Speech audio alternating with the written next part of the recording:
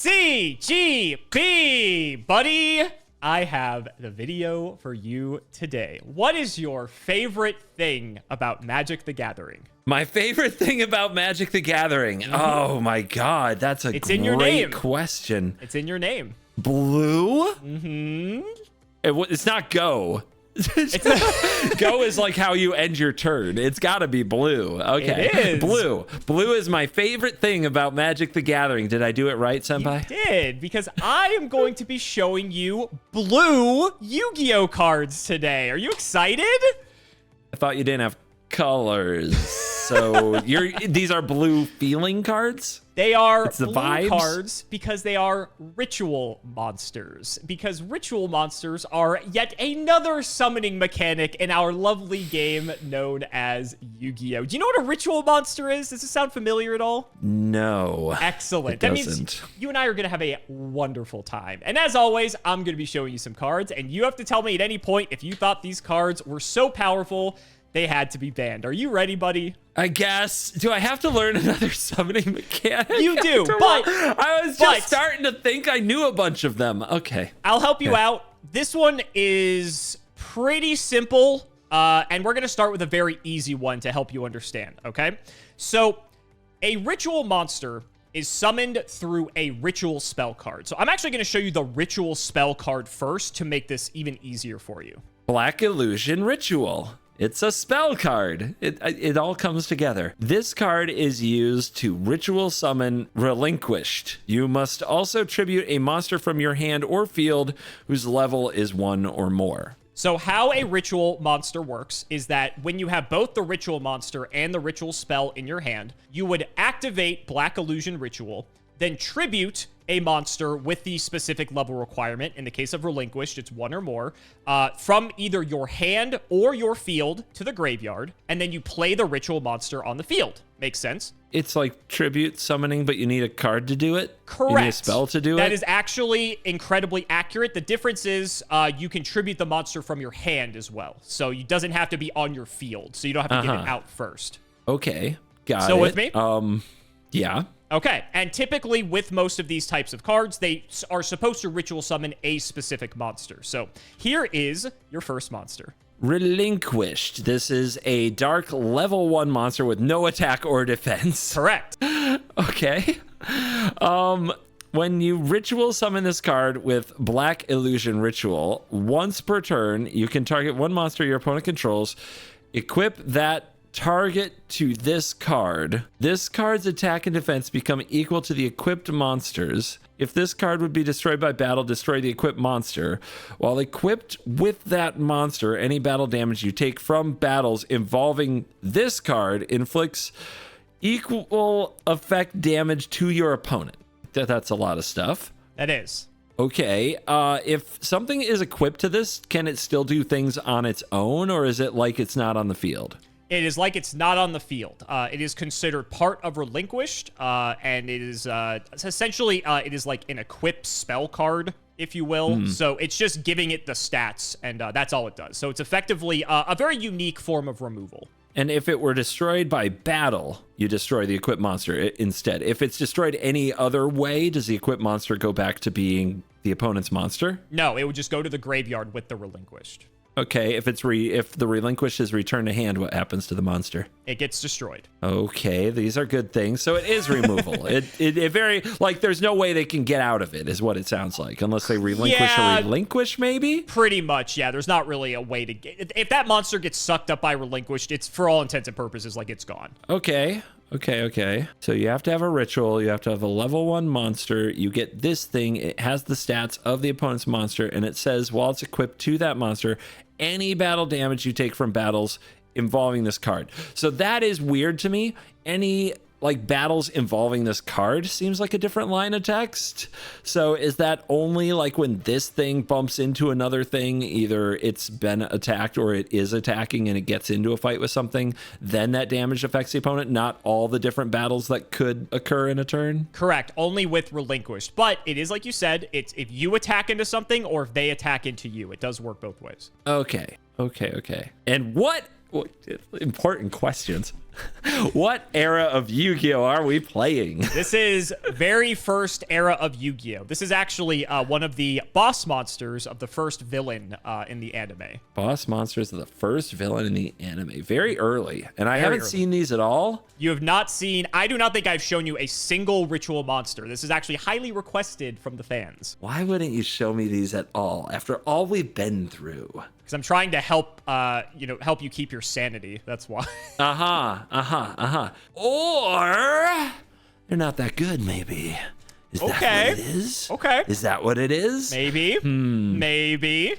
As usual, when you show me cards, I assume that doing the thing isn't that hard. Because it's a small deck, you get up to 3 copies, and there's ways to tutor for freaking everything, it seems like. I will let you know that is correct. Yep, okay. So once per turn, you can target 1 monster. It is once per turn? It is, but you can only have 1 monster unrelinquished at a time. You would have to somehow get rid of the thing it already has if you wanted to suck something else up. Is that a reasonable combo to achieve, or is that more of a niche opportunity? It sort of depends, because you can theoretically crash your own relinquished into something that your opponent has that's bigger, right? So it kind of depends. It kind of depends. I would say it's harder than damage. Mm-hmm. God, and they take damage. That's so mean. It's so mean. I'm trying to remember early day removal. It seems like this would be early day good. It really does. But then you also had early day cards that got banned that just yoink the opponent's thing and hit them with it and then tribute summon it. And like, this is similar. It's similar, but it's extra steps, right? You got to have the pieces. So comparing it to some of those cards that did, I believe we talked about, get banned, like various effects like that, this isn't as good. It does keep the opponent's thing out of the graveyard, which I bet matters in plenty of cases. Man, when we start out like this, it's hard for me to go straight to banned at all, unless it like absolutely blows my mind. That's kind of where I'm at now, is like, okay. if my absolute brain gets exploded, I might go to banned. But for like the very first time seeing this mechanic and seeing that you have to have another card and that you get a 0/0 and it is dependent on you hitting something good from the opponent. Obviously opponents try to play good cards, but like there's got to be times where this isn't the most amazing thing in the world as well. There's got to be matchups where it's also like a little more difficult to make this work good. It seems like a good card, but I'm going to say this was not banned. Final answer? Yes. Let's talk about Relinquished. So, being the antagonist's penultimate boss monster, the ultimate boss monster is something that is even more disgusting than this. I actually think I may have showed it to you, funny enough. But Relinquished was a really cool card. One of the first ritual monsters that actually did something. The first ones were printed just as vanilla text, and they didn't really have abilities. They were just big stats. But Relinquished is good because not only does it have an effect that is removal, a unique form of removal, but it's also level 1. And the fact that it's level 1 means that it's pretty easy to always be able to summon it because you don't have to sacrifice multiple monsters, let's say. Like, for instance, if it's like level 7 or 8, you'd have to probably sacrifice 2 monsters, or you'd have to have a level 7 or 8 monster or higher to commit into a large thing. So pretty minimal investment for something like this. And back, like you said, like there were these types of effects that got banned for stealing your opponent's stuff. But Relinquished is totally fine. You are correct, CGB. It was not banned. I got scared for a second because it didn't even occur to me you can just play this. Like, you don't need to have the ritual to summon it, right? You can just cast this. No, you do have to summon it off of the ritual. Yes. Oh, it is the only way to summon it. I just had this moment of like, oh my God, wait, can I just like play this because it's a level 1 whenever Absolutely I want? Not. Okay. But it's just the minimal investment for it. Yeah. Just because level 1 is the lowest level that anything. There's no level 0. Well, yeah, we won't get into that. Anyway, we'll get into that. Next card. Demise, King of Armageddon? That's exactly what he sounds like. Yep. That's a name, dude. It's pretty badass, huh? So metal. Okay. This is a level 8 dark monster with attack 2400 and defense 2000. Fiend ritual effect. you can ritual summon this card with End of the World. I love it. It's busted. Ban this. It should be special. Just, it better be special. It better be good. Okay. You can pay 2,000 life points. Destroy all other cards on the field. Pretty great, huh? Pretty great. Okay, so where's End of the World? Where is this? So I'm not going to show you End of the World. End of the World is... so all ritual spell cards basically say the same thing, where it's like you tribute monsters that equal or exceed the level of whatever you're trying to summon, and then... So they're all basically the same thing, but they only apply to their respective monster. What I'm going to show you is the card that was used in tandem with Demise. Give this a read. Advanced Ritual Art is a spell, and it says this card is used to ritual summon any one ritual monster. You must also send normal monsters from your deck to the graveyard, whose total levels equal the level of that ritual monster. So I told you before how ritual summoning, typically you have to tribute the monsters from either your hand or field. Advanced Ritual Art sends them from the deck. So now you don't even need the materials on the hand or field. So it's one less step you have to go through to get these guys out onto the field. Okay. Normally you would need a level 8, right? Or like, two in level order to 4s, ritual this out, or a level 2 and a 8. 6. Yeah, as long as it's... So the one difference is, we call it ARA. ARA requires it to be exact, which is one key difference. With other ritual monsters, you can...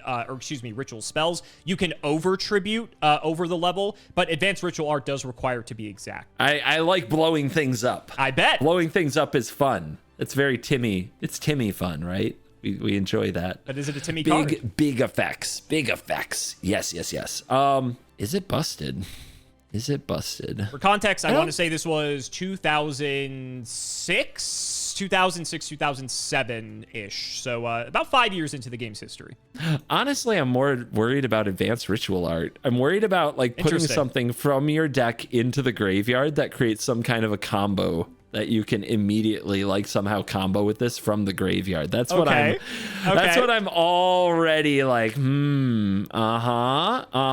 that's kind of spoopy. But in that case, the problem might be Advanced Ritual Art.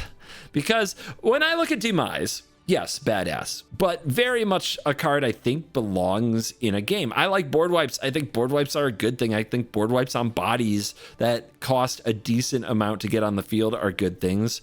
This doesn't cost a decent amount if you had to have Advanced Ritual Art, but at the end of the day, you play this. If you have 2,000 life points to pay, you use it, you blow up everything, you punch your opponent for 2,400, but then at that point, like, if you were way ahead, you might have blown up your own stuff. If you were way behind, you might already have a life total in jeopardy. And then I guess you can from there summon and do other things. Maybe make a board that can kill your opponent then if everything's going perfect.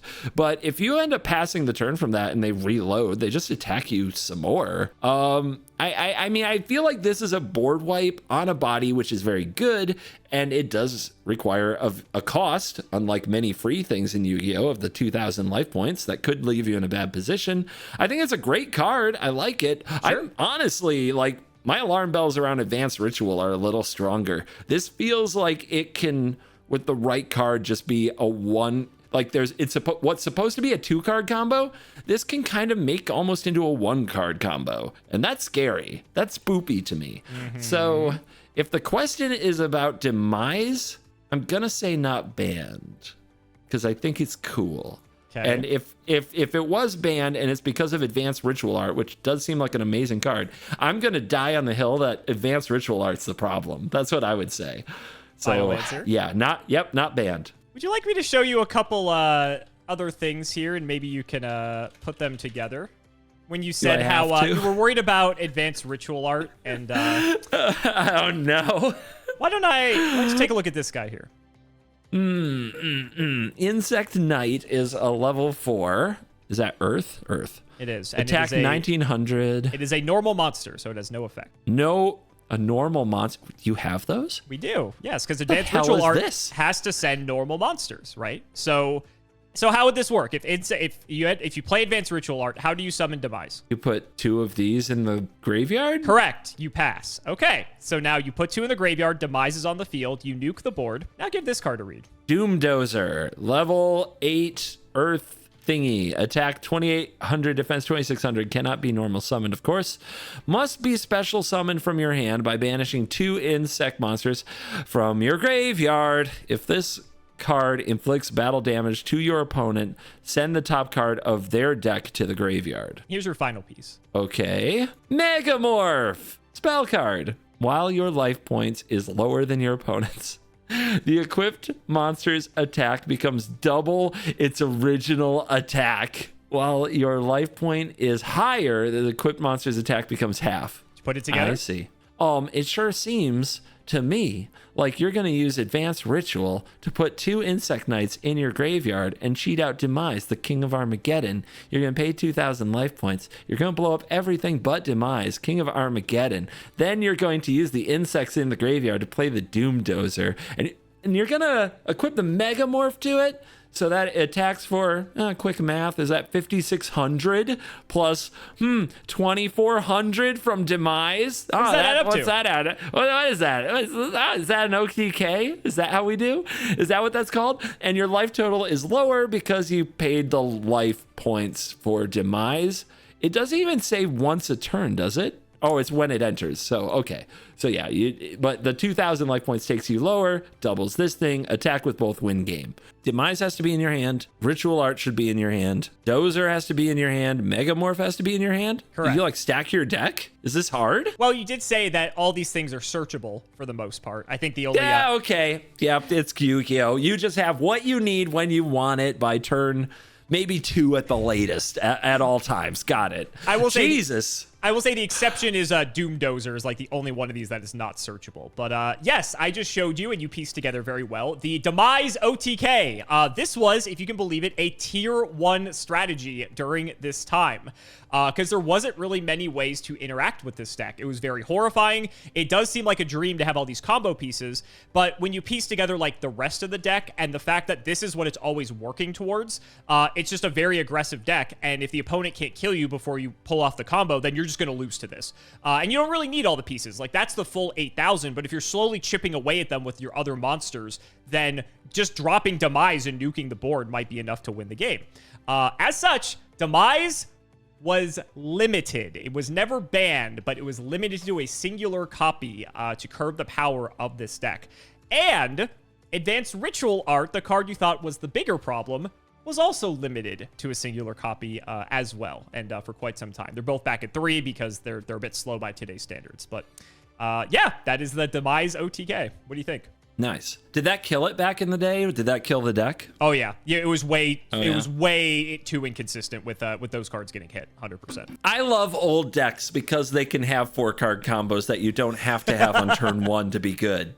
That's what I remember in old Magic too. We used to be able to put together all kinds of silly and in crazy win cons. Now it's just over. It's A plus B equals dead on turn 2 or 3, and in Magic that's insanely fast, and in Yu-Gi-Oh! I imagine after some of the things I've seen.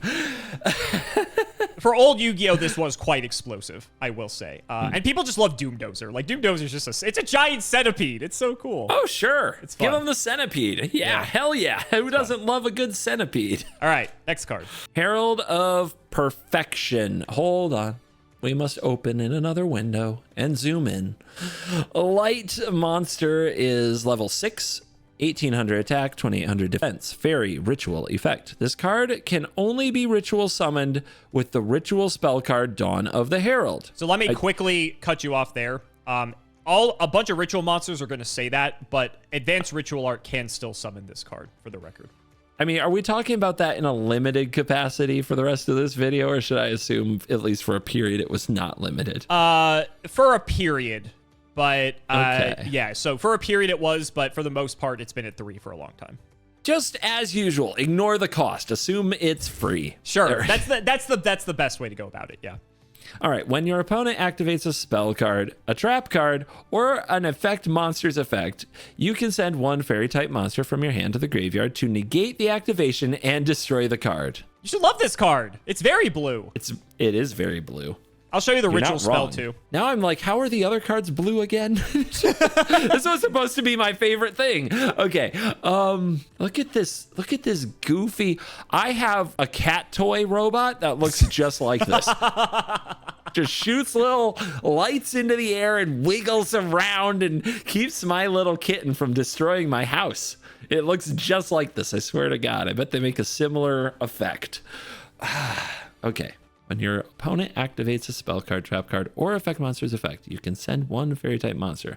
So you need to keep fairy type monsters in your hand. If you're gonna play this, I imagine you have a lot of them. And then you have this thing, and then you're trading 1 for 1, potentially with all these other things. But you have the option. It's an optional thing. So you can let some things that you aren't worried about resolve, or that you might have other answers to, and you can use your fairy type monsters, even the bad ones. You can just have a bunch of bad ones, and you can turn them all into negating, removing, destroying things. Jesus Christ, how do you kill this? You can't use a spell card, you can't use a trap card, you can't use an effect monster's effect, so you have to attack it? It's got a big butt. Yep, it does. How do you kill this thing? This seems, I mean, yes, blue, here we are. Finally, it's annoying. This is blue. This is blue. You look at it like, what the hell do I do about this? So the question of whether or not it was banned, what we need in this world is a world where we get this out cleanly, easily, and then have tons of fairies, and we can keep this as the biggest thing on the field. You could definitely build your deck around this to also like try to impact the stats of your opponent's things, ways to deal with their big monsters that would attack this to kill this, so that this is basically on the field throughout, and you're playing a different game. You're playing this Herald of Perfection game, and the Herald of Perfection game is not what people sign up for. They came to play Yu-Gi-Oh, and now they're playing Herald of Perfection Roulette. That's not very fun. It does require a ton of fairy type monsters, and I really do sit here wondering, like, how good is that? Like, how bad are all the other fairies? Does it matter? If you can always have this, it doesn't matter. So that alone might make this card toxic. I will help you out. The tutors for the ritual monsters and ritual spells are fairy type. Oh! So if you don't need them to tutor, you can just keep, because so they have the, I'll actually show you one to help you out with this here. So the most popular one is this guy right here, Mr. Manju of the 10,000 Hands. Manju of the 10,000 Hands is a light monster for 4 that looks absolutely horrific. I hate this. Oh my god. Yeah, that's how I envision fairies. 100%. Jesus. When this card is normal or flip summoned, you can add 1 ritual monster or 1 ritual spell from your deck to your hand. Oh, okay, so you can just play this for 4 on turn 1 and go get the Herald of Perfection. Like, why would... Oh, God. Oh, my God. Oh, my God. Okay. So, yeah, getting this thing out doesn't seem very hard. And when you draw more of these, you just use them to counter or negate anything. You should love this. I kind of do. There is something about just being there looking at the opponent that I find less appealing. I like the moment, and this kind of has it, where it's like, they don't know if I have it or not. I could have anything. I don't know. I feel like the right way to build this deck is to just always have it. Just the whole deck does just this thing is how I would build it, which isn't nearly as exciting because it's just like, I have this. How does it feel? How does it feel to not get to do what you want? Isn't that great? I don't know. I like making them at least. I like them having hope and then destroying it. That's my. They can have hope. They can have hope. You don't have a fairy monster to pitch for Herald. If I build it the way I want to build it, that's not. No, not really. No. See, that's what I love. That's what I love most in Magic. You give them hope and then you take it away. If they don't have too exactly telegraphed this, is what you're saying. Yeah. Gotcha. Yeah. Gotcha. Okay. Anyway, Dawn of the Herald has some other text here, and it says you must also tribute monsters from your hand, exactly 6. When Herald of Perfection is ritual summoned by this card's effect, you can banish this card from your graveyard, then target 1 monster in your graveyard that was tributed for the ritual summon and return it to hand. So you get a fairy immediately. Why would there's not even any risk? Even when you draw this card, even this card you can just turn into a fairy. I'll also help you out a bit. You may not recognize this, or you might. You can tribute a copy of Herald of Perfection for Herald of Perfection, like for the ritual summon, because it is a level 6 monster. So that is allowed. You can also pitch a Herald of Perfection for Herald of Perfection's effect because it is a fairy. So just in case you weren't aware, I just wanted to clarify that for you. Okay. I can see how this card is a motherfucker. I can feel it in my bones. I get called a hypocrite on the online all the time, and that makes sense because people love hypocrisy. It's their favorite thing to talk about on the internet. I feel like it's. You want me to make it worse? Like, no. Sure, but okay. I got something else to show you if you want. Okay. Here we go. Okay. Archlord Christia, level 8, light monster, attack 2800, defense 2300. If you have exactly 4 fairy monsters in your graveyard, you can special summon this. And it's a fairy itself. If summoned this way, target 1 fairy monster in your graveyard. Okay. Put that in your hand. So you can just go get another one of these if they do manage to kill it. Easy. Or you can just keep it fueled up. Like, it doesn't matter. Neither player can special summon monsters. Does that include this new summoning thing you're showing me today? Correct. If this face-up card would be sent from the field to the graveyard, place it on top of the deck. What the heck is going on? They want this game to be like this. Somebody out there wants this. This reminds me of the early days of Magic the Gathering, where there were just all these cards that literally said you can't play the game, that just ruined your resources, that made you pay like 3 more for every spell you cast. Cards like Gloom and Nethervoid that just ruined said the game you thought you signed up for, you didn't. And that's what this reminds me of. This is crazy. This is insane, dude. Somebody hated their own game. What can I say? And yeah, I get called a hypocrite all the time because when I play against another blue mage and they do this stuff to me, I talk about how much I hate it. Yes, that's the point. That is exactly the point. That is what it's supposed to do. This is nasty. And now I have to go back and tell you whether or not this card got banned. My inner voice immediately says, surely they got sick of this at some point. Okay. Surely just having this on the battlefield all the time turned enough people off that they wanted to change something about the game. It's an eternal format. Maybe they stopped printing fairies, but I mean, as long as there are fairies, this thing is endless removal for anything. It's always a problem unless there's an easy way to remove it. And I guess the only way to do that is keep power creeping the monsters so that there's always a big enough monster on the field to kill this thing before it really gets the shutdown going. I'm like, God, it's nasty. Surely at some point, somebody out there got sick of this card. And you're going to show me all these cards. And you're going to do something where there's something I didn't notice. And they're like, you showed me all this and it's like, this is fine? This is fine? This was totally fine? No, I'm not buying it for a second. You showed me all this. You showed me the backbone of this deck and all of it looks disgusting and nasty. Would limiting this card fix it? I don't think so. It's got all the tutors. All the tutors are there. I bet getting through the first one was bad enough. Would limiting this card fix it? I don't think so. So, yeah, we'll throw down the ban hammer. First one of this video.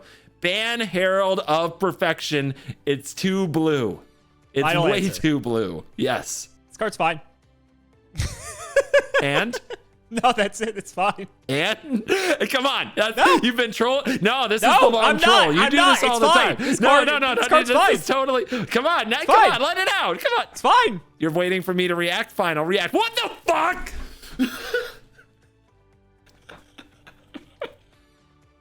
Can beep that or not? Sorry, monetization. I lost my temper there a minute. What the hell? Okay, tell me what I'm missing. So really, Herald is limited by the amount of negates at your disposal. And like in Disneyland, you have advanced ritual art, which I think was probably limited during this time, but even if not, best case scenario, you have advanced ritual art and Herald of Perfection. So you activate the advanced ritual art, you dump your stuff, you get Herald out onto the field, okay? At that point, you would have 4 other cards in your hand. Assuming all 4 of those cards are fairies, and that's all you do for your turn. That means at most, there would be 4 things that you can negate that your opponent has. Your opponent's going to have 6 cards. And again, this is assuming you have 4 negates, which is like never going to be the case. So like maybe you only have 2 negates with Herald.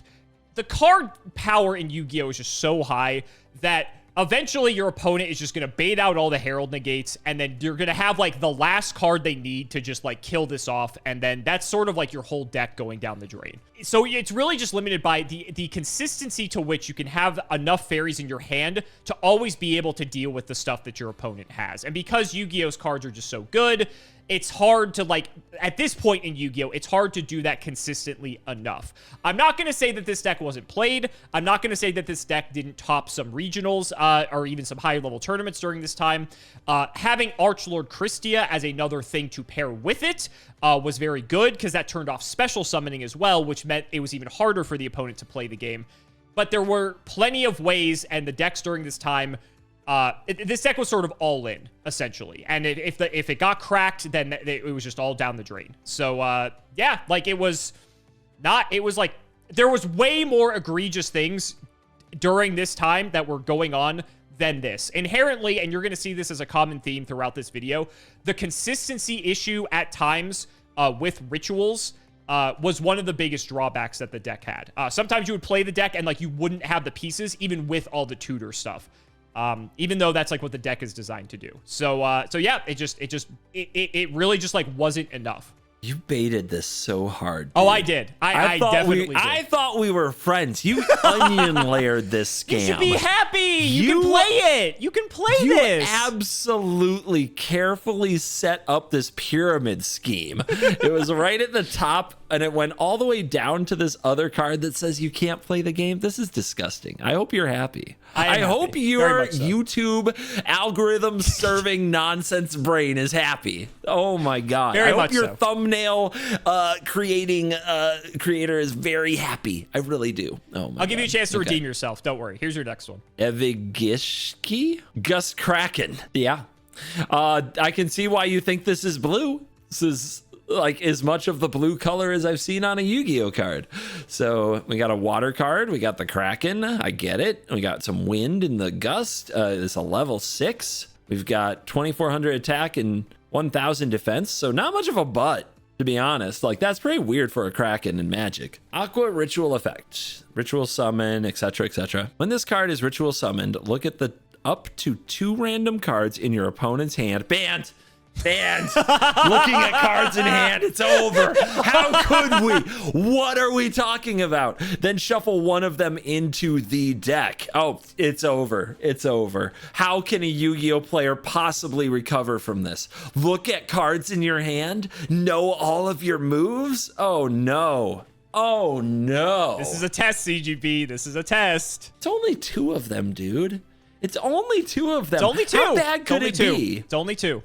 Okay, so with this, you want to like, the thing that you can do, of course, is summon more of them. If you can get more of them, reanimate it, get the effect more times. You want more of this effect, but it does say when ritual summoned. So that is a bit of a limiter. Maybe check out the ritual spell that I sent you. Do I have to? Does it? Okay, let's keep the bait train going. Gishi Aqua Armor. Gishki Aqua Armor. Mirror. Where the hell did I get armor? That is dyslexia at its finest, my friend. Aqua Mirror. Okay. Yeah, we're doing it. Aqua Mirror. This card can be used to ritual summon any Gishki ritual monster. You must also tribute monsters from your hand or field whose level text. Gosh, you guys need keywords so bad. Oh, yeah. You know what I'm talking about? Like in Magic, we shorthand this to 1 word. Can you imagine the amount of brain power you'd save? Anyway. You can shuffle this card from the graveyard into the deck. Then target 1 Gishki ritual monster in your graveyard and add it to your hand. So slowly, you saw this with Dawn of the Herald. You're seeing it with this card.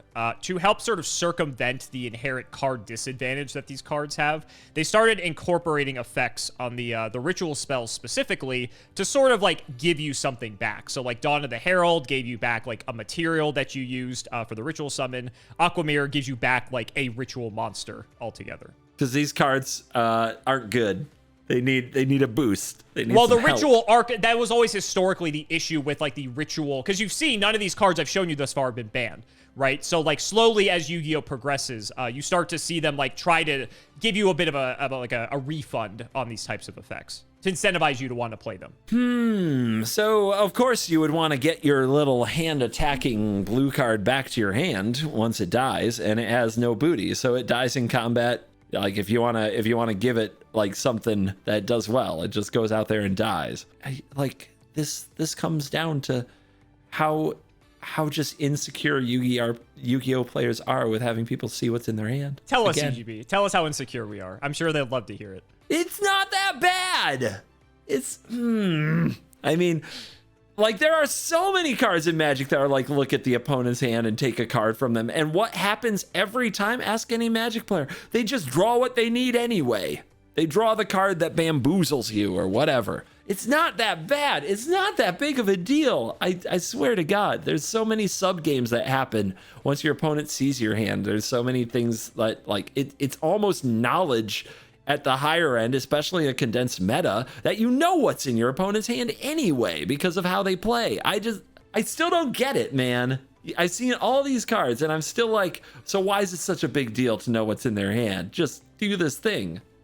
You're just out here doing your thing anyway. So then this card's fine, right? Yeah, this card's fine. It's fine. I mean, it's like, yeah, if you loop it, if you cast 2 or 3 of these on turn 1 and like kind of decimate your opponent's hand that way, you're gonna have a non-game. But it feels like there's plenty of that in Yu-Gi-Oh! The question will be in this era. I mean, I want to say this is totally fine, and then you're gonna be like, this is an evil, terrible thing. It had to be banned. People would play like 4 of these on turn 1, and then you'd have no hand, and I'd be like, so get good. I don't care. Weren't you the one that wants your opponent to play? What happened to that? Oh man, so in what I'm guessing is very much Yu-Gi-Oh! 1, I do think that that's like the nightmare, is that you build around this and you find ways to recur or cast multiple of them in the first turn and get so far ahead that you really have a non-game. I will let you know, during this period in Yu-Gi-Oh! 1, there were very few, if any, hand traps that existed. Yeah, so. Yeah. That part too, yep. So no interaction for the most part. You do this nasty thing to your opponent, it's kind of over. It just might take a turn or 2 of mop-up, but it's kind of over. You're up several cards, their best stuff is gone. If you got like 2 of these or 3 of these on turn 1. So you could probably build a deck around doing all of that because you have a bunch of tutors and a bunch of ways to get things out of the graveyard. So I bet that was 100% a deck, which means this card could get limited and that might change its potency quite a bit. If there's only one of them, then you need to like somehow sacrifice, resummon it, which might be a little trickier, but then you look at the spell card that we had here, the Aqua Mirror, and it just does that for you. So did they have to ban this to prevent this play pattern entirely? Maybe. It's either limited or banned. Okay. Like, I don't think you're going to tell me this card is fine, and that was fine during this era and for the duration because of what we just said. Okay. So does limiting it solve the problem? It still feels like people would build around the idea of tutoring this up on turn 1 and abusing it as often as possible. So maybe limiting doesn't sound the problem. I actually hate this. For the memes, I want to tell you this card is not banned because I still think it's like kind of ridiculous how Yu-Gi-Oh! Players feel about this. There's still a part of it that just irks me. But I think my logical brain can see it, that before hand traps, this might have been way too good. This card got banned. Final answer? Yes, it's my final answer. Should have went for the memes, buddy. You are incorrect. Okay. This card was limited, though, so I'll give you a half point. Okay, so I'll give you a half point. You were close. You were as soon as you were piecing it together. I'm like, is he gonna figure it out? Yes. So you did piece it together entirely. With Gust Kraken, it doesn't necessarily matter that you get to look at the cards in their hand. It's the fact that you're shuffling one back. So it's exactly right. You're able to summon multiple of these, recycle them, keep summoning them, and effectively loop your opponent's entire hand before they get to play the game. That's not fun. By limiting this card, that severely limits the ability for you to be able to do that. There are several other cards that like help enable it, but with only 1 copy of Gust Kraken, it is way more difficult to be able to do like a full 5-card hand loop. So I thought this would be a fun one just because I know how you feel about hand knowledge and all that fun stuff. So, but you were very close. I will give you a half point. You were very close. Thank you. I'll take my half point. It's probably the last one I'll get. Honestly, probably. Here's your next card. What the heck? I can't read this. Can we get a new one? It's like it's so faded. Oh my god, how do you guys look at these cards? Evigishki Augus. There you go. Level 6, attack 2500, defense 2000. You can ritual summon this card with any Gishki ritual spell card. When this card is ritual summoned, target up to 5 cards in any graveyards and shuffle those targets into the deck. Your graveyard, reset stuff, put those in deck, or opponent's graveyard, blow up their graveyard strategy. Not bad. Probably an important card in certain strategies or metas. The graveyard is pretty beloved, but like, what would break this? What would break this, CGB? What a great question. Why am I showing you this? When it's ritual summoned, it could shuffle other copies of itself. It could shuffle effects that are supposed to be limited back in to tutor them up again to play them again. It can probably enable some kind of endless gaming loops and full-on combo strategies. I mean, nerfing opponent's graveyard, just looping it to nerf graveyards might shut down certain strategies, but is it that? Does that make this the good guy if everybody's trying to graveyard abuse? In Magic, this would be the good guy. In Magic, this would be the interactive piece you need to counter certain things in the meta. You're more looking at like putting stuff into your own deck so that you can abuse it over and over. So if you have some kind of loops that are like search your library for this, and then it does that, and then it does that, then it goes to the graveyard, and then maybe it like returns this to your hand. No, it has to be ritual summoned. Yeah, if you have to ritual summon it to the effect, it feels like there are guardrails on this. When this card is ritual summoned, target up to 5, shuffle them into the deck. It's pretty straightforward, to be honest. It is very straightforward. Yeah, why are you showing me this? Why am I showing you this? Why am I showing you this? I'm waiting for you to be like, maybe you should know about this card. I will let you know. I think there's a world where you can figure this out with no context. Okay. I'm remembering that there were cards in early Yu-Gi-Oh, but they got banned. So I'm not sure what to, like, any kind of weight on it. But the idea is like you mill out your whole deck and then you play this and you have the 5 cards you want. Like it's like a tutor. So there's that, but you still need to mill out your whole deck first. It doesn't seem easy. It seems like the cards that just absolutely burn your library alive have been restricted or banned in the past. The ones that you've shown me anyway. But yeah, if there's a deck that somehow like plays 1 or 2 cards, flips your whole deck over, then plays this, pick the perfect 5 cards, put them on top, then somehow combo off. And in Magic, we have the card Doomsday that would do that. You exile your whole deck except for 5 cards. And Doomsday decks are just all about the 5 cards are a combo that wins the game on the spot. It still feels like this isn't the problem. It feels like whatever turbo mills out your whole deck is the problem. Like in Magic, that's a very rare effect. I assume in Yu-Gi-Oh! It should be a rare effect since the graveyard is such a resource. It seems like that should be the problem. So what else could I be missing? I mean, it seems like that is the max abuse. And it could be bad. I could be baiting you. I'm just saying. I know. That and looping this so the opponent never has a graveyard to turn off their graveyard deck. But it feels like there are even, like in Magic, we have even nastier ways to hose graveyard decks. We have cards that say anytime anything would go to the graveyard ever, it's exiled. It's gone forever. Like, and they're cheap. One costs 0. Sure. You would love it. Yu-Gi-Oh! Has cards during this time that do the same. Yes, I would agree. So yeah, like that I don't think is it. So this is about like, can you mill enough and then loop? Can you tier laments your deck and then loop? And tier laments were more the problem. You didn't even need this. So I don't see it, dude. I can't see it getting banned. I feel like other pieces have to be it. So I'm gonna say not banned. Final answer? Yeah. So let's talk about Mind Augus. So there was a deck known as Gishki FTK. You're probably wondering how this deck works. You were actually sort of on the right track. You just didn't fully put it together. How this deck functioned was that you would essentially draw your whole deck. There were plenty of cards during this time that let you do this. And draw your whole deck? There were correct. Plenty of cards that let you draw your deck? Correct. I feel like you're not showing me the real blue cards, if that's true. I feel like you're holding out on me.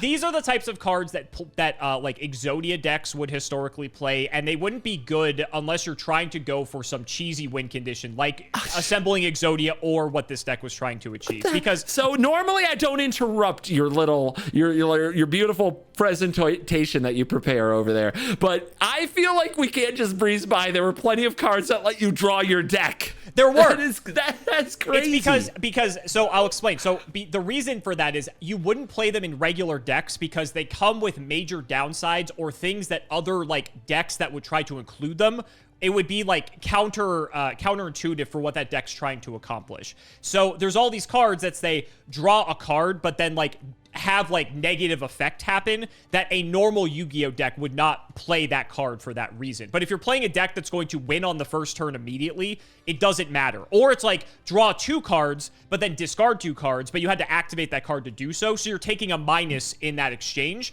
and you're also letting your opponent draw cards as well. So that's not a very good card, but you would play that in this deck because you're just trying to draw your whole deck. So with that in mind, you would draw your whole deck, which is not difficult to do for this deck, and once you got to a situation where you had your whole deck or a majority of it either in the graveyard or in your hand, you would mind Augus back a certain number of cards that with the rest of the cards in your hand, you would be able to draw such cards. And with that card that I mentioned, I'll actually show it to you here for a little bit of context. It is... Hand destruction is what we call the discard cards that let us see our opponent's hand in Magic, actually. That's funny. Anyway, hand destruction is a spell in Yu-Gi-Oh! And it breaks the 4th wall. Wow. And it says each player sends 2 cards from their hand to the graveyard, then draws 2 cards. So what this deck is aiming to do is with hand destruction, there's another card like hand destruction, but it only does it with 1 card at a time instead of 2. What you're aiming to do is, with Mind Augus, you figured out Mind Augus can loop Mind Augus. You're 2 cards at a time with hand destruction, slowly going to mill your opponent to, well, milling in the sense that they're drawing their deck. But just like in Magic, like when you can no longer draw cards, that person loses the game, right? So with Mind Augus, every time you're activating it to put 5 cards back into your deck, you have created an inevitability because you can loop Mind Augus with Mind Augus and with other 4 cards you need, one of them being hand destruction or any of the other cards you need for this combo. So 2 cards at a time, you're both discarding, drawing 2, discarding, drawing 2, discarding, drawing 2. The difference is you're never going to run out of deck because you're looping Mind Augus in the process where your opponent only has 40 cards in their deck. So eventually you're going to get them to the point where they run out of cards and they lose the game. This combo would take like 30 to 40 minutes to resolve because of how many actions you have to do to actually accomplish this, and was, as a result, a deck that was just absolutely hated by anyone who had to play against it. And as a result, Mind Augus was not banned. You got it correct. It was limited to 1, which stopped the loop. And also, people just figured out how to like side deck against this deck, and that kind of killed it. But it did actually top our equivalent of a Pro Tour for one event, which was crazy. Nice. It's like a novelty combo deck. It was actually considered to be quite good, but the problem is it was without the surprise factor, it got a lot worse. Yeah. If that makes sense. Yes. Yeah. That's how it works in competitive play. Your deck is absolutely godlike till people know how to deal with it. Precisely. Yeah. And not to mention, since you're letting your opponent draw their entire deck, you only need to sideboard 1 card that you know you're going to see because you're going to draw your whole deck. And then once you get it, you can just kind of stop the combo. Because at this point, there were a couple hand traps, and there's one in particular that literally just says when this card is discarded to the graveyard by your opponent, it ends their turn. So that would, yeah, so something as simple as that could just beat it. That card never saw play prior. That card never saw play prior. Very funny. Yeah, very funny story. Okay. Now, you've seen these ritual monsters. I feel like I learned something important about Yu-Gi-Oh! In general. I didn't know just drawing your whole deck was an option on turn 1. I'm ready now. Even nowadays, like Exodia decks can still do that. Again, it's like not very good because you're probably going to get stopped. And there's like, guardrails in place to stop that. And again, like there's plenty of draw cards, but they're all really bad. So that's the major issue. But you've seen that ritual monsters have had a pretty rough time as of now. Like none of them have been banned. They've all like been trying really hard, but they're not there. That's just not the thing people want to be doing. Until the Secret Forces released, and this set brought with it an entire archetype of basically Reddit custom cards that are ritual monsters and spells that just do everything. So I'm going to show you a few cards here, and we're going to start with this one.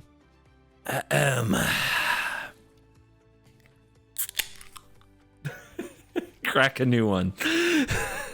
I need another drink. Nekroz of Brionac. Correct. Is level 6 water, 2300 attack, 1400 defense. I guess I'll try reading the whole thing. Feel free to cut out all the irrelevant parts. You can ritual summon this card with any Nekroz ritual spell. Must be ritual summoned without using Nekroz of Brionac. You can only use each of these effects of Nekroz of Brionac once per turn. Okay, there's a hard once per turn and there's a normal once per turn. This is a hard once per turn? Correct. You're learning. Good job. Okay. Extra point. You can discard this card. Add one Nekroz monster from your deck to the hand, except for this card. You can target up to 2 face-up monsters on the field that were special summoned from the extra deck. Shuffle them into the deck. 2 face-up monsters on the field that are special summoned from the extra deck? Isn't shuffling them into the deck a very weird ability? Correct, especially because it's the happens? extra deck. That's a bit weird, but yeah, for all intents and purposes, it just puts them back in the extra deck. Wait, it does. Okay, it says the deck, but it does special summon them back into the extra deck. Correct, yes, because I don't know why it's worded that way, but you know. It is okay, I mean, you see what I mean? It would no, be you're like not a crazy. pretty You're not crazy. powerful. Yeah. It would be really powerful to shuffle them into the deck because that then would be you a whole couldn't nother just issue. go access them. Yeah. That'd be amazing. So I'll give you the short version. I'll give you the short version because I'm going to show you a couple of these. They all have the same text in the beginning where they can only, it's the Nekroz ritual spell thing. You can't use another like version of itself for the summon. So you can skip that whole part because you know that. Each of them have 2 effects. One of them is in the hand that you discard it to do something. The other one is while it's on the field. Okay, so you can just go straight to the bullet points to make this easy for you. So here's your next one. Nekroz of Colossalus. This got bird feet. What's up? All right. The bullet points. You can discard this card, add 1 Nekroz spell trap from your deck to the hand. Just tutor everything.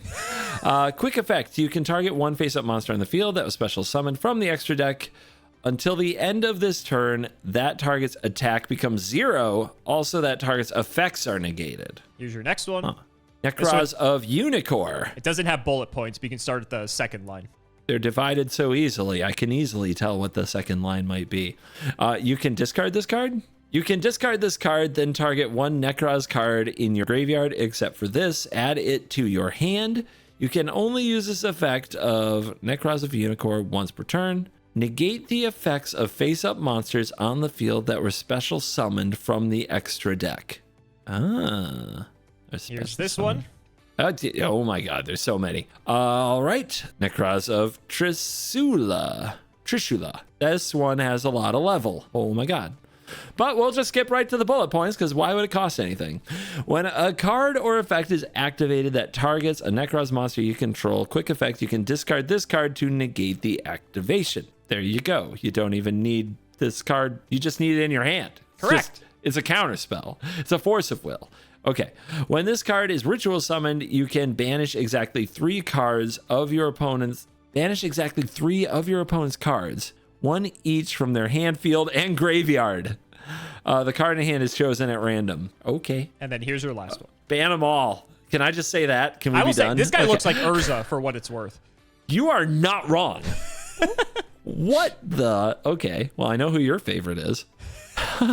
Nekroz of Valkyrius. Valkruz? Valkrus? When an opponent's monster declares an attack, you can banish 1 Nekroz card from your graveyard and discard this card to negate the attack and end the battle phase. Banish 1 card from your graveyard and discard this card. Negate the attack, then end the battle phase. So does it mean discard it from your hand? Like this is an effect that works in the hand? Correct. All of the ones that I've shown you, that first effect on all of them is you discard it from your hand to do it. Yep.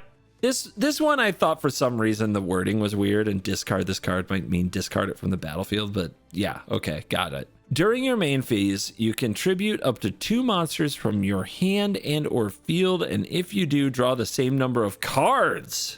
You like drawing cards. Ooh. Don't like, it's a very black card though. Don't like giving up cards to draw cards if they're, unless you just have a lot of fodder lying around. Stuff doesn't look like fodder, but I mean, I guess you can just wheel your hand kind of. and fill that graveyard and draw them cards. It's up to 2 monsters. It has to be monsters. Interesting.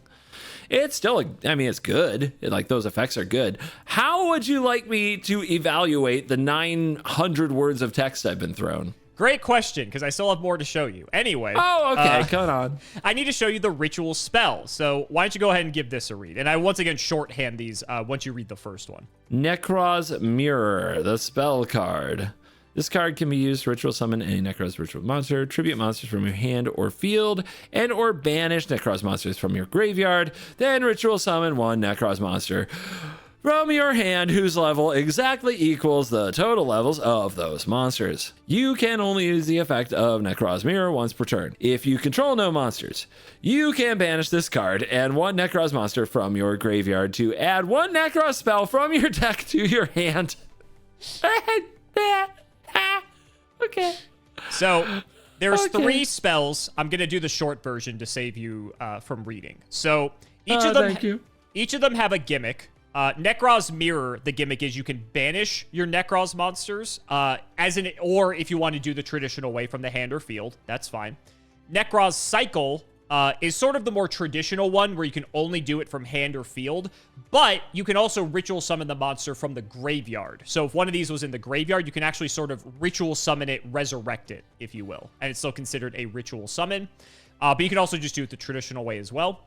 And then Kaleidoscope is the most interesting one because it's similarly where it's like the traditional spell, but you can send a monster with a level from your extra deck to the graveyard to pay for the cost of ritual summoning. So for instance, if you have a level 8 monster, you can send that level 8 monster from the extra deck to the graveyard to ritual summon using the extra deck as your material, which is a really unique effect of this card.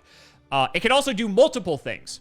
So if you have a level 12 monster, you can ritual summon a level 4 and a level 8. You can do a level 9 and a level 3. So it lets you multi-ritual summon, which is very unique and something that really hasn't been seen prior to this. Sure. You got all that? Yeah. And then there's one more. He's kind of important. He's kind of important. That's why I need to show Okay. Shure Strategist of the Nekroz is a level 3 smug, multi-eye colored demon slayer. Am I gonna make somebody mad? Anyway, the attack is 300, the defense is 1800, mega booty somehow. And it says, if you ritual summon exactly 1 Nekroz ritual monster with a card effect that requires use of monsters, this card can be used as the entire requirement. Why do they print why have requirements on your cards? If you're just gonna keep making cards, that let you ignore it. Okay, I mean, to sell those cards, I get it, money. Okay, fine. If this card is tributed by a card effect, you can add 1 warrior Nekroz ritual monster from your deck to your hand. You can only use this effect if of this thing once per turn. I'm gonna let you know. 1 card out of the 10 that I showed you got banned. And 1 card. 1 card. So you have a chance to get it right. But this was them trying to make ritual the forefront of the game. They wanted rituals to be good. And only 1 card in this bunch got banned. Here's the thing. I just had to assume for the sake of everything that all the costs were kind of 0. You know what I mean? They basically because are that's with how Shure. how we do this in Yu-Gi-Oh. Correct. Yeah. Correct. And then you show me Shure. It's not just now that the cost is 0. You get another thing. Correct. You're learning. So, if I look back at these creatures, these monsters, they have this. You also have to discard this other thing, right? You have to discard this card, or you have to also give something else up. I think that was one of them. They all have discard this. Correct. They all discard themselves to get another copy of something in the deck or not from the deck, but from somewhere. So Brionac is, remember Manju, right? Brionac gets you any of the ritual monsters. So it gets you any of the first things that I showed you. Clausulus gets you any of the ritual spells.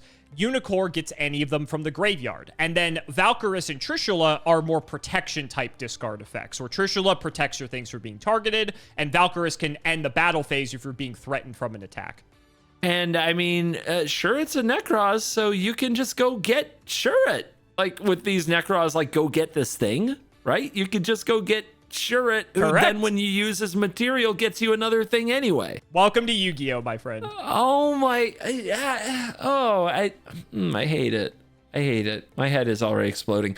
This is like in Magic, we have like the pod strategies, which are like you fetch this, and then that lets you fetch this, and that lets you fetch this, and that lets you fetch this, and that lets you. And in Magic, like you just try to memorize the perfect sequence of these things that gets you the win in all these situations, and you just execute the line that you've already practiced 100 times, and if you get to do the thing, you win. And God, if that's Yu-Gi-Oh. It sounds very Yu-Gi-Oh-ish, but man, I hate that kind of gaming. I really do. Oh, man. And I'm supposed to say that one of these was banned. Yep, I'll even help you out. It's none of the spells. Thanks. I appreciate that. I was going to go read them all again. This is so obnoxious because I want to just like stick a fork in one of these, throw a dart at a board and be like, let's be done with it. But I'm competitive. I want to figure it out. I want to be the smart one, but I'm not gonna. I'm gonna get it wrong. At least you could just read the bullet points to make it easier for you.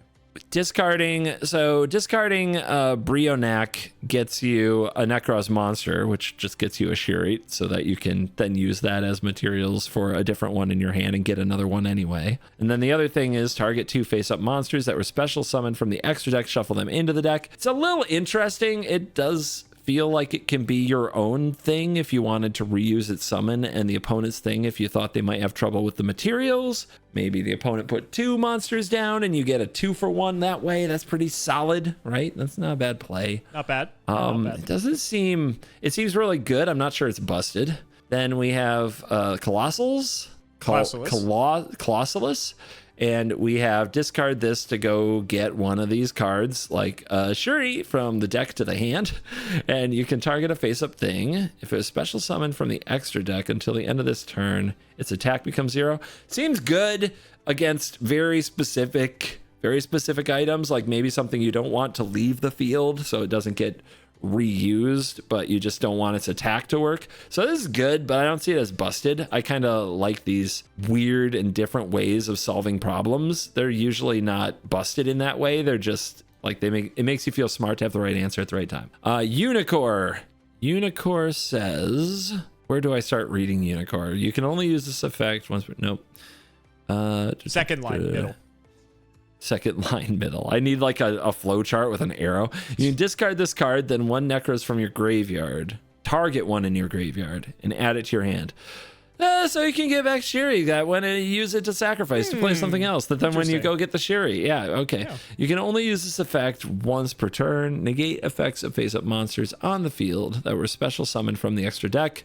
Turning off the extra deck seems like that might be a problem. Yes, this deck was very anti-extra deck, which is part of the whole gimmick. This deck didn't need extra deck, so the idea that if you're trying to push strategies in the extra deck, eventually you could say that we have to ban this if they're not going to nerf other parts of the strategy because they want the extra deck to be relevant again. Eternal format, maybe for the first year or two, getting people to take a freaking chill pill about their extra deck was good for sales. But in a couple of years, when you want to sell a new extra deck dragon special summoning whatever, maybe you don't want this in the format just shutting down your cool new set entirely by itself. So I could see a case for the Unicore. So I'm going to put the Unicore over here in my maybe you got banned pile. Let's see. Trishula says when a card or effect is activated that targets the monsters you control, you can discard this card to negate it. I mean, it's good, but it is kind of narrow. It's kind of a certain kind of counterspell in Magic. It has its moments. There's a lot of things it doesn't stop. Area like board wipes. When this card is ritual summoned, you can banish exactly 3 of your opponent's cards, 1 from hand, field, and graveyard. That's pretty good. Explains why this is really expensive. That's pretty nasty. I feel like I've seen cards like it before, but I can't remember how close to Yu-Gi-Oh! 2 they are. So I feel like in Yu-Gi-Oh! 2, this is fine. You did Trishula, Dragon of the Ice Barrier. The Shure here is wearing Trishula as its armor. That's part of the lore. So basically, Shure is sort of embodying all of the effects of these older cards in the lore that it's wearing. So it is basically, a new version of Trishula. So yes, it's basically the same effect. It's hitting those nostalgia member berries. Yep. Okay. I mean, that's very powerful. And if we assume that ritual summoning this is easy because all you have to do is sacrifice this little guy, Shuri, strategist of Nekroz. God, that's easy. So again, I believe that card was busted because you could get this card out. You could get it out easily turn 1 and really ruin the hand. I will say you can't do it turn 1. So unlike the original Trishula, Trish has to banish something from all 3 zones. Otherwise, you cannot activate that effect. The original Trishula lets you do that. So you can still do it, just not on turn 1. That's a big change. That is a big change. That's a big change. Still really good, but big change. I mean, obviously, those targets will probably be available. It also has a hard once per turn anyway, so you can't abuse it like it does. Yes. Oh, yes. Yep. The hard once per turn is back. Okay. Does that make it okay? Probably. Honestly, probably. Like, 1 is probably endurable. Who is this? Valkyries. Nekroz of Urza. Valkyries. Urza 2.0. Whenever an opponent's monster declares an attack, you can banish this card from your graveyard, discard this, negate the attack, and the battle phase seems kind of epic in its own way. Because what if there are multiple things attacking? Like, just no battle phase seems epic. But it is a fog in that sense, in a magic term, which is not a busted card. It's a good card, not a busted card. During your main phase, you contribute up to 2 monsters from your hand or field if you do draw that many cards. Seems good. I like that. Is it abusable? Does fill the graveyard. Drawing cards is at a premium. So attributing some used up stuff, especially if they give you effects on the way out the door or you want to get them back anyway, seems really good. And this is also a hard once per turn.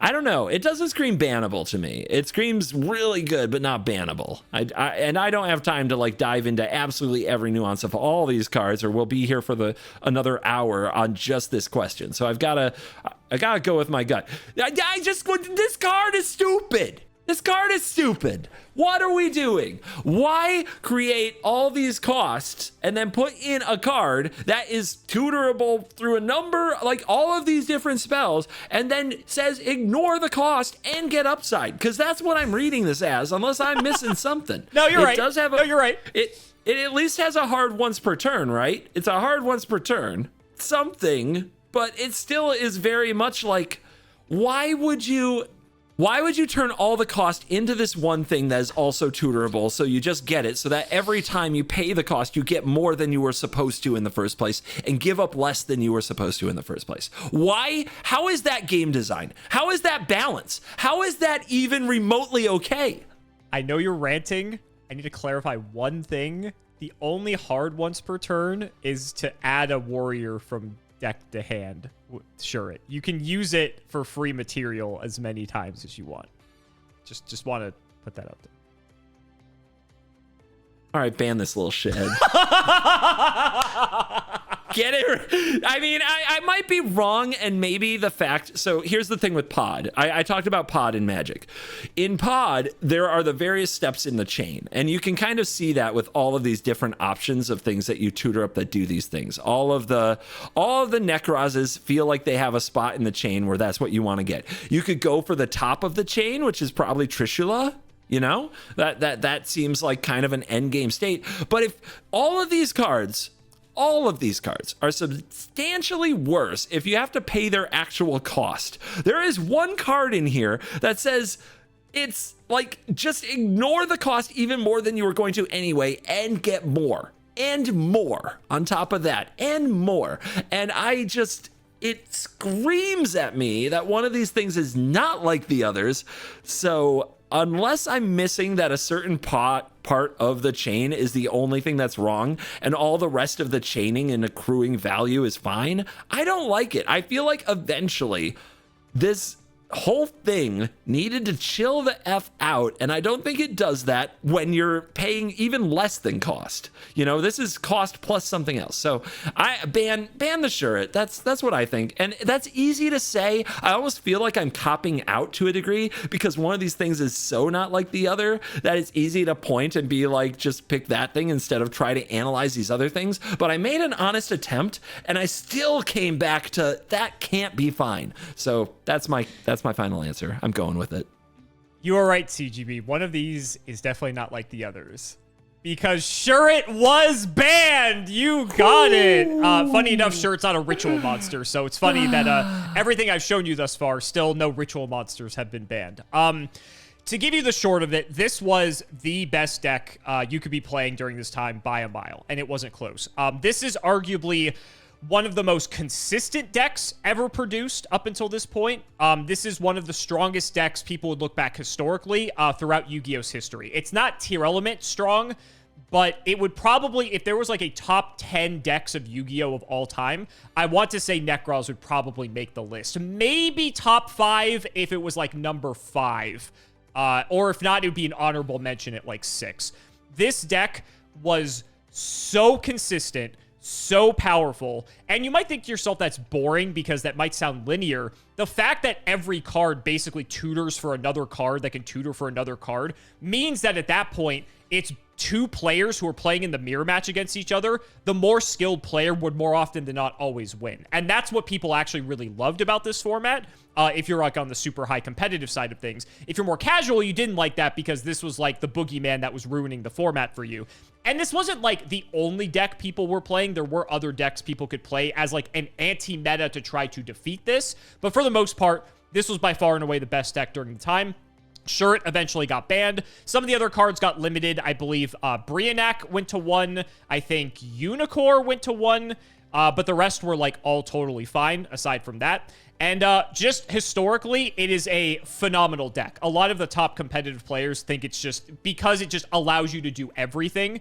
It was a lot of fun. People really enjoyed it. The one thing people didn't really like, and I didn't show you this, was this little guy. I'll give you a little glimpse here. Something that keeps you from maybe searching. So whoever gets it first wins. Not Is searching, it like that? but you'll see. Release Jin, releaser of rituals. When you summon a monster, you can banish this card from your graveyard as one of the monsters required for the ritual summoning.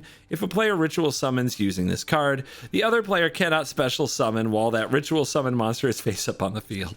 Yeah, so this card, we called it the Jin Lock, and basically if someone would go first, they would try to set up a Jin Lock with one of their Nekroz monsters, and they'd have ways to protect it then, of course. And it made for a very unfun environment. People had to have, like, the correct cards to be able to out this, and sometimes it kind of, when it devolved into that, you know, draw the out sort of game, unfortunately. But if you take Jin out of the equation, because Jin, surprise, also got banned, then it became very skill intensive because this card wasn't, you know, lurking in the format. But yeah, a lot of people look back on Nekroz very fondly. Very cool that they finally sort of got there with their ritual monsters. Although funny enough, none of the ritual monsters themselves got banned, which I find hilarious. That Shure it took the L for everyone. Sure it did. Last little group here, because I wanted to end. I'm not done. Oh my god. You're just about done. It's not gonna be like 10 cards. I promise you. It's only a couple. Because I thought it'd be fun. I skipped this. I did this video with Raren, as a matter of fact, and I missed a very important ritual archetype. And I thought we would cover it here just to give people a little bit of variety. So you want your big, giant Yu-Gi-Oh thing. Here, I'm going to show you 2 and a couple of cards after the fact, but here's your first one. Drytron Meteonis. Why am I having a hard time? Meteonis Draconids, I guess. Level maximum. Thank you.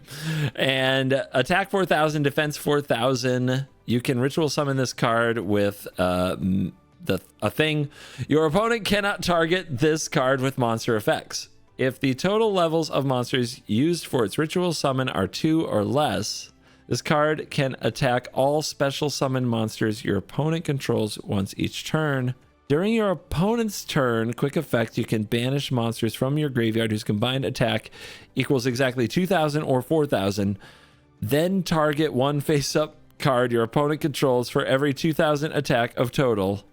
Send that card to the graveyard. You can only use this effect of this thing once per turn. So that may sound very specific. The reason for this is the Drytron archetype, similar to that Manju that I showed you. It's a bunch of non-ritual monsters that have 2,000 attack exactly. And like one of them adds a ritual monster from deck to hand, one adds a ritual spell. So they all have 2,000 attack. So that's why it's saying that exactly 2,000 or 4,000. So basically it says like if you banish 2 of them, you can, get rid of 2 things. If you banish 1, you can get rid of 1. So that's like where that whole 2,000, 4,000 thing comes in. And then you loved him so much the first time, he came back. He grew up.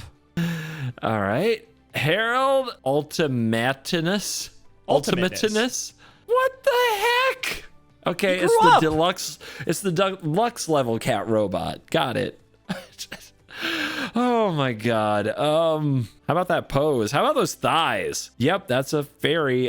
Attack 2,000, defense 3,000. You can ritual summon this card with Oracle of the Herald. Must be ritual summoned when your opponent would special summon a monster or activates a spell trap card or a monster effect. You can send one from your graveyard, hand to graveyard, negate the special summon and destroy it. Wait, isn't it the same card?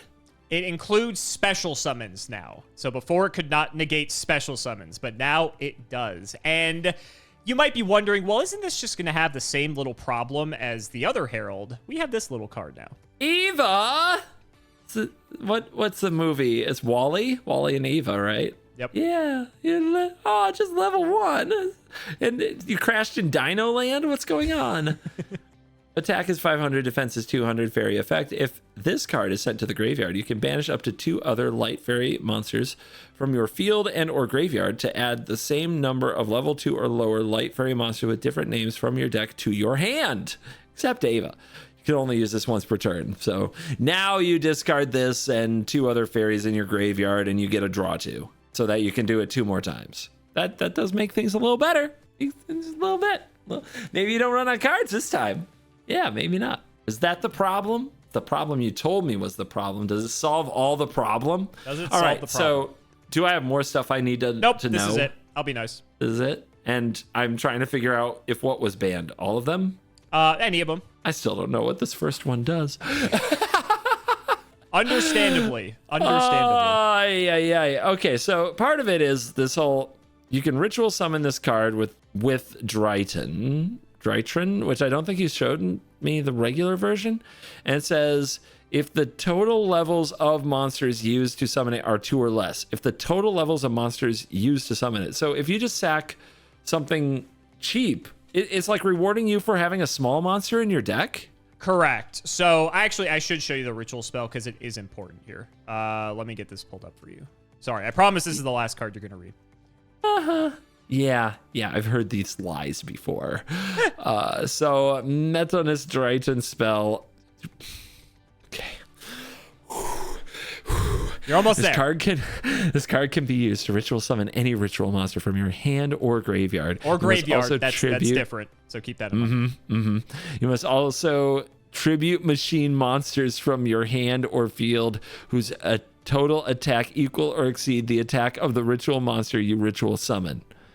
So that's like big things. Correct. So instead of levels, the Drytron archetype goes based off of attack for the ritual summon. So again, I told you the Drytrons all have 2,000 attack. So to summon Draconids, for instance, you would have to tribute 2 of those off since Draconids has 4,000 attack in order to ritual summon out the Draconids. And then Herald only has 2,000 attack. So hypothetically, you could do that. You might have actually broken me on this one. My brain might be completely unfunctional at this stage. I just want you to know that as we enter the home stretch. Welcome to Yu-Gi-Oh! Those of you contributing to longer watch times who are still listening to this at this point, leave a comment that you were there for the moment CGB's brain actually shattered, because you were here. Congratulations. Well done. But this is where the levels don't matter, because since Draconid says the level 2, only using level 2s, you don't need 6 level 2 monsters like you otherwise would for a ritual summon. You're going based off the attack stats. So it needs 2,000 plus 2,000, which is 4,000. That equals the Draconids. If this card is in your graveyard, you can target one Drytron monster you control, it loses exactly 1000 attack until the end of your opponent's turn. And if it does, add this card to your hand. You can only use this effect of this thing once per turn. So the idea here is you reduce the power of your own awesome monster to make it so that, or no, it's levels. No, it says ritual summon levels are 2 or less that can attack all special summon monsters your opponents control once each. Oh my god! You can banish monsters from your graveyard whose combined attack equals exactly 2000 or 4000 from your graveyard, and then target a face-up thing for every 2000. I go back and read again. Hand or field whose total attack equal or exceed the attack of the ritual monster you summon. If this is in your graveyard and you do this, if it does, add this card to your hand. So you get it back by somehow nerfing your own thing for a turn. Right. You get to recycle it and use it again, potentially. Okay. It's the buyback cost. It's not like tied into all this other stuff necessarily. No, just the buyback cost. Yep. Oh my god. I'm waiting for like the all click together, like the last one, and this is just a pile of words that one must navigate just to know what the hell a card does. Welcome to Yu-Gi-Oh! I hate it. I hate it so much. Okay. Word salad is usually good somehow. Is it? Or is it just a big pile of breadcrumbs, CGB? During your opponent's turn, banish monsters from graveyard for the number and then kill stuff. Seems really good. Is that better than... I mean, you're banishing your graveyard and then target face up, send those to the graveyard. Like, they go to their graveyard. It's not like you exiled them, got rid of them forever. It's not like you banished them face down or something permanently. So this feels very like... I mean, the stats are crazy, but the effect feels very much like, here's a big thing that does a big thing. And the fact that they can't target this card with monster effects is usually a good thing, and can make it very dangerous. So people jump through hoops and try to find ways to deal with it. And that's why some other cards get popular that don't make a lot of sense, like ways to tribute this. And then we have the Herald of Ultimateness, which on its own is the name of a card. And that is something. I'm looking at it, and yeah, it does a little more than before. And you showed me the card that pairs with it that makes it much more effective because you can keep doing the thing. But I'm going to look at both of these, quite honestly. I'm going to look at both of these, and I'm going to say this is like where power creep gets you, where you just make these absurdly busted giant things hoping like they're flashy and that people will buy them and try them, and then you find out that they're fine.